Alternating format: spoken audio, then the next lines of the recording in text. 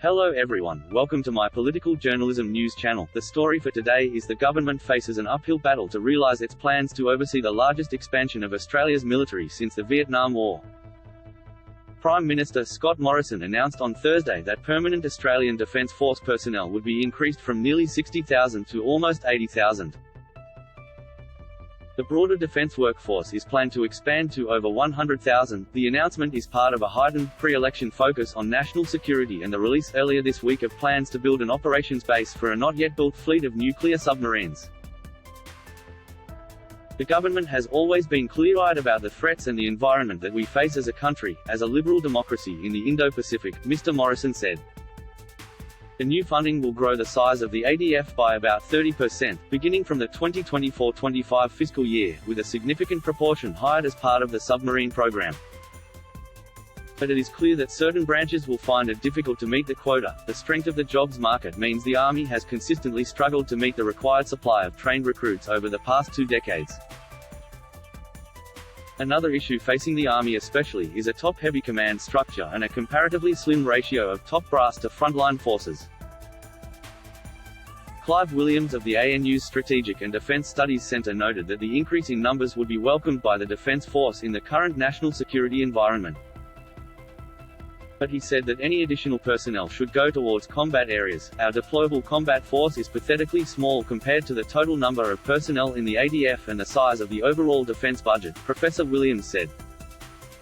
Labor accused Mr. Morrison of making national security an election issue and suggested that he had been holding on to Thursday's announcement for months.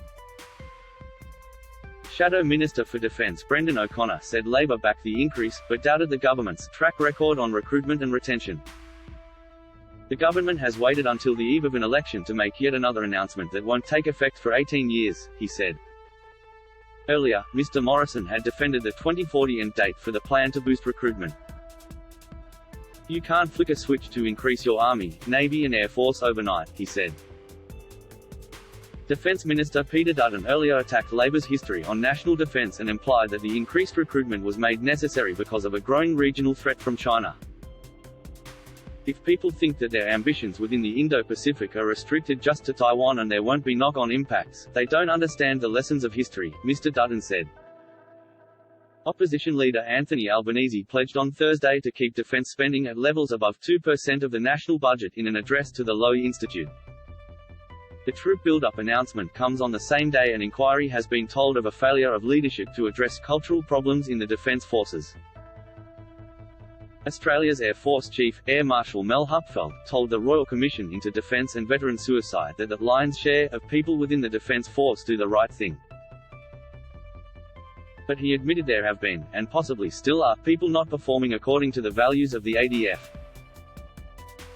The Commission has previously heard hazing, stigmatisation over seeking help, bullying, and a culture of silence around sexual assault and domestic violence have been consistent themes within the Defence Force.